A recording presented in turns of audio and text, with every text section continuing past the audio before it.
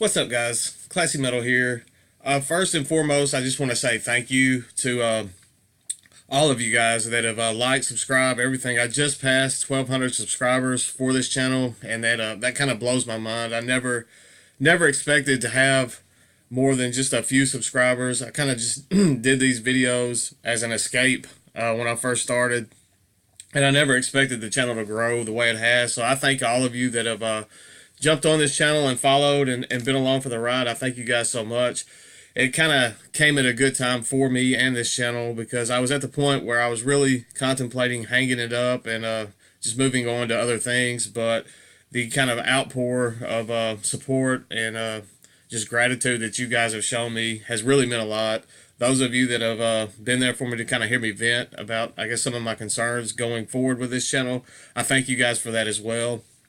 I'm not going anywhere. I kind of had the fire relit or reignited for these videos, so I thank you guys for that so much. I'm not going to harp on that too much. I'm just going to move on to the reason for this video. Today I'm going to be talking to you guys about the Chicago, Illinois thrashers Worwyk with their newest album, Decapitator. This came out last year in 2018. This is one that I just kind of found by accident. I really don't know how I stumbled across this album. I'm glad that I did, and it's not something that I usually would have checked out on my own because I'm not, as I've stated before, I'm not just the hugest thrash metal fan. There are several thrash metal projects and bands that I do enjoy, but I always seem to find those by accident. But it's just not the most prevalent subgenre of metal in my collection. I'm not saying that I don't enjoy it because there are several thrash metal bands that I do enjoy. Sorry, my mouth's kind of dry. Anyway, getting to Worwyk, it is the project. It was a sole member up until mid 2000, I think 2005, 2006 was just a sole member of Thomas Vitaco. Thomas Vitaco, I'm sorry if I butchered your name, man. I really apologize for that. Does all the instruments for this project up until the mid 2000s. He did loops and vocal. He did the vocals, but he did them in a looped vocal style and vocal mixes, taking vocals from mixes and stuff. It's very clever the way that the vocals are mixed into the albums. Anyway, now I think from 2008 moving forward, he has Jason Russo, I believe. Jason Russo doing the vocals, some of the vocals on these tracks, and he does a phenomenal job. Getting into the album itself, the first track of this album is a straightforward thrash metal.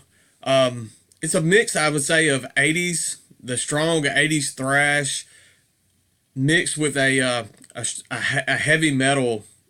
A straight heavy metal vibe going on, almost a 3 Inches of Blood vibe. It's almost like 80s Metallica meets 3 Inches of Blood with a hint of King Diamond-esque vocals. I know that sounds a little crazy, but the title track, Decapitator, the first track, makes me want to go throw my gauntlets on, get some ripped up jeans, make a battle vest, and grab myself a bullet belt and just headbang until my neck snaps off. It is that good of a track. Just Decapitator. And funny enough, the final track of this album has that same kind of vibe going on, and they're subsequently probably my favorite 2 tracks on this album. Moving on through the album, we have Left Alone, All in a Game. The second track, Left Alone, to me that almost feels like a filler track. Probably my least favorite track on this album. The kind of vocal loops and echoes going on. I don't know, something about that one rubs me the wrong way. It's probably the only negative thing that you will hear me say about this album. I could have gone without that track. Another track that I really love on this album was track 4. It's entitled Lost Souls. It's kind of has a power metal vibe going on. It's more of a straight heavy metal / power metal vibe going on.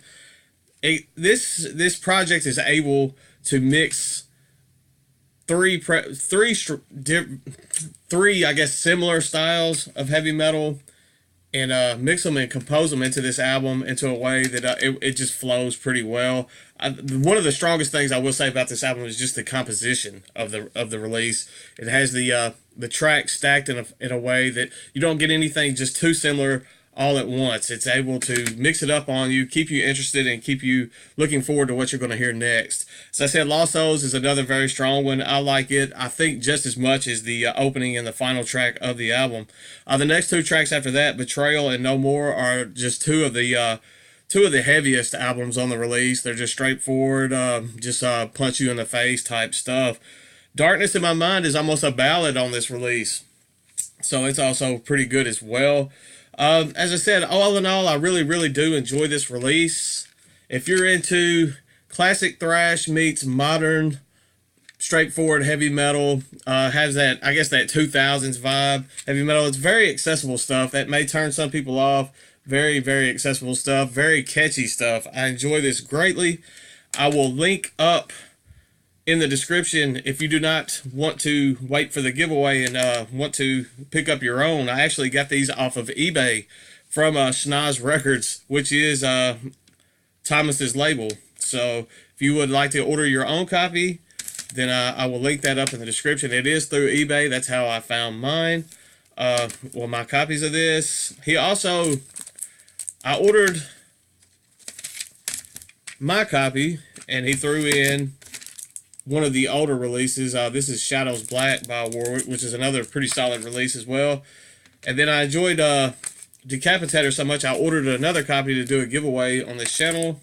And he sent me a copy of In Solitude with that one. Another very, very strong release from Worwyk. So what I'm going to do for you guys is I'm going to link up in case you want to buy your own copy.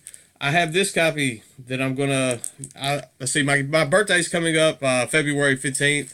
So to celebrate my birthday, I will announce the giveaway winner on my birthday. All you have to do is just comment on the video that you would like to be a part of the giveaway, and you're entered.